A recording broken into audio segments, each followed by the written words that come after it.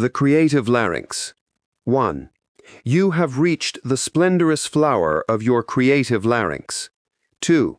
The word of the gods expresses itself through the creative larynx. 3. Hadit has flourished in your fertile lips made word. 4. Hadit is the winged serpent of Kundalini. 5. The esoteric name of Kundalini is Solusigisig. 6. This is also the name of the central sun. 7. Each one of these letters should be vocalized in the following order. S, O, Lu. 9. Every letter must be vocalized, prolonging the sound of each letter, just as we have indicated. 10. It is important to prolong the sound of each vowel. The vowel S is like a sweet and affable hiss. The Bible speaks to us of this sweet and affable hiss in the following verses. And he said, Go forth and stand upon the mount before Jehovah. And behold, Jehovah passed by, and a great and strong wind rent the mountains, and brake in pieces the rocks before Jehovah. But Jehovah was not in the wind, and after the wind an earthquake, but Jehovah was not in the earthquake. And after an earthquake a fire, but Jehovah was not in the fire. And after the fire a still small voice, hiss. And it was so, when Elijah heard it, that he wrapped his face in his mantle, and went out, and stood in the entering in of the cave. And behold, there came a voice, hiss, unto him, and said, What doest thou here, Elijah? 1 Kings 19:11-13. The S, as a mantra, permits us to leave our cave, physical body, and to enter upon the mount, astral plane. 12. The vowel S is a mantra for the projection of the astral body. 13.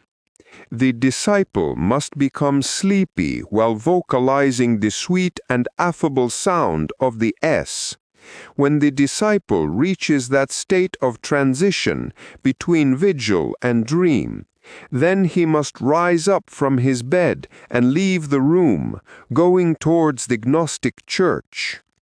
Once in the Gnostic Church, we will teach and instruct him in the divine wisdom. 14.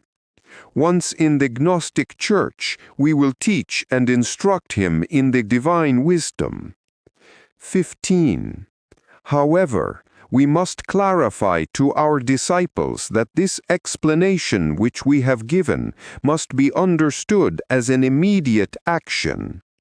The student must rise up from his bed as naturally as would a child who knows nothing of esotericism. It is not a mental practice. It is a practice which must be understood as a concrete action, just as when we rise up in the morning in order to eat breakfast. 16. The vowel S has a terrific power. 17. The vowel S is the rune Sig, and when we vocalize it, lightning is produced in the internal atmosphere. This lightning has the power to awaken the Kundalini. 18. The sexual organ of the future divine humanity will be the creative larynx. 19. The throat is a uterus in which the word is created. 20. The Kundalini gives the larynx the entire omnipotent power of the creative word. 21. What is important is to learn how to control the feminine principle of the solar forces. 22. The feminine solar forces are symbolized by an eagle with a woman's head. 23. Sexual magic is the way. 24. We must self-realize Christ within ourselves in order to speak the creative word.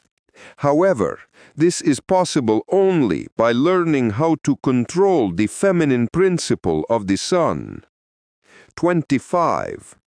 We know that sexual magic is very hard and difficult for humans with a weak will. Therefore, we recommend our disciples to first practice the exercises of the rune Thorn in order to acquire the force of willpower, which will permit them to heroically control sexual magic. Our disciples must perform this exercise by placing their hand upon their waist or hip, and then vocalizing the syllables ti, te, to, tu, ta, prolonging the sound of each vowel. They must then vocalize the mantra Thorn as follows: Thorn, thorn, thorn, thorn, thorn, thorn. Our disciples who practice this exercise daily will acquire a powerful force of will with which they will practice sexual magic, dominating their passionate beast. Willpower strength is symbolized by the crown of thorns of the Nazarene Christ. 30. It is necessary to strike the hard flint strongly in order to make the spark of immortality jump. Willpower strength is the tremendous force of sacrifice. It is the crown of thorns of the Master. 31. The will and movement of the Kundalini are intimately united. 33. Willpower's strength is the rune Thorn, and its movement is symbolized by the sign Olin of the Aztec Mexicans. 34. The runes Thorn and Olin enclose the secret of our liberation. 35. It is necessary to have the strength of willpower in order to place the Kundalini into motion. 36. The hierarchies related with the elemental department of the cedar tree have the power to open the door of Oling. This door is situated in the inferior orifice of the spinal medulla, and through it we enter the great mysteries of the fire. 38. The mantra that opens this door is Torn. It is pronounced by prolonging the sound of each vowel as follows: Torn. The mantra Torn has the power to place the pure akasha into motion in order to awaken the Kundalini and to make it rise through each one of the 33 vertebrae of our spinal column. This mantra has the power to reinforce the pure akasha within our Brahmanic cord. 41. Olin, the sacred sign of the Aztec Indians, is the door to enter into the great mysteries of the fire. 42. The exercise of Olin must be performed by placing the right arm upon the waist. Then, while vocalizing the mantra Ton, both arms must be extended towards the left side of the body, and at the end both arms must be placed upon the waist. The vocalization must be combined with inhalations and exhalations of pure air, with the intention of carrying the vital Christ to each of the 7 bodies. 45. The sign Olin is governed by the sign of Scorpio, which controls the sexual organs. We know that the whole power of the Kundalini is found in the phallus and in the uterus. The secret for awakening the Kundalini is contained in the union of the two.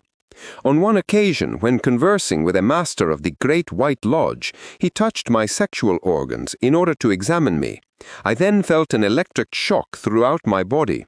The master was very content and said to me, "You are progressing very well." Nature has its origin in the fire, and the entire power of the fire is found enclosed within our sexual organs. In his course of magic runes, Master Wirocha teaches all these things. However, sacred runes are not the property of Master Wirocha, because this knowledge is as ancient as the world. It belongs to the great schools of internal mysteries. We do not accept the statement of Master Wirocha that black and yellow-skinned people cannot belong to the White Lodge because it is only for people who belong to the white race. We cannot accept this type of racial prejudice because the White Lodge is universal. There are masters of all races on our venerable White Lodge. We must not forget that Master Moria and Master Kauthumi belong to the yellow race. The white race is not superior nor inferior than other races. Simply it is different, that is all. We also disagree with Master Wirocha's despise for Asian wisdom. Christ taught 3 ways to reach the union with the innermost. When he was preaching to the multitudes, when he was mystically exalted, he showed us the way of Ramakrishna, Kempis, and Francis of Assisi. This is the path of Anthony of Padua and Teresa of Jesus. This is the mystical path. When Christ was walking with Magdalene, the repented prostitute, when he was among publicans and sinners, fishermen and wine drinkers, he showed us the Gnostic path. When he retired to the solitude of the desert for 40 days and 40 nights, then he taught the way of Asian yoga. The 7 rays of cosmic evolution are synthesized in these 3 ways that the Nazarene showed us. Therefore, we cannot despise Asian wisdom. All human innermosts who are fastened to the wheel of births and deaths belong to these 3 ways. With all this, we sustain that sexual magic between husband and wife is the way to reach Nirvana. Therefore, we cannot accept the racial prejudice of Master Wirocha for any reason. God has no preference for anyone. All human beings, without distinction of sex, race, creed, or color, are beloved children of the Father. They have the same rights. We also cannot accept the absurd thesis of Master Wirocha, who stated that it is a sin for a man of one race to become married with a woman of another race, and that the bastard children are children of the devil. We recognize that Master Wirocha is a guru of the universal white fraternity. It is evident to me that he is an archbishop of the Gnostic Church, yet he committed a lamentable mistake when he made those statements in his course of magic runes. There is no doubt that if the Guru Wirocha had a physical body, he would rectify those errors. Humans commit errors, however, only those who are stubborn remain in the error. 67. Be thou, O Hadith, the Gnostic secret of my being, the central point of my connection, and flourish in my fertile lips made word. 68. When the Kundalini of the mental body reaches the rose of the creative larynx, a trumpet of the temple resounds in the internal worlds. Then we enter the temple to celebrate the feast. 69.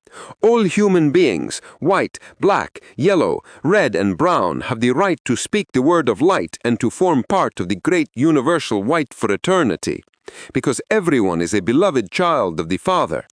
70. God has no preference for anyone. He equally cares for humans and ants, birds and reptiles. 71. God has no racial prejudice. He loves all his children with infinite love, without distinction of sex, race, creed, or color. 72. We must love all human beings. We must give even the last drop of our blood for all our brothers and sisters who belong to this great human family. 73. Evil ones criticize me because I teach the secret doctrine of Gnostics to humanity. I diffuse all the esoteric teachings to save all my brothers and sisters of this humanity. Everything that I know is for my brothers and sisters. Therefore, I have decided to teach them the most sacred things of the universe so that they may enter Eden as I have entered.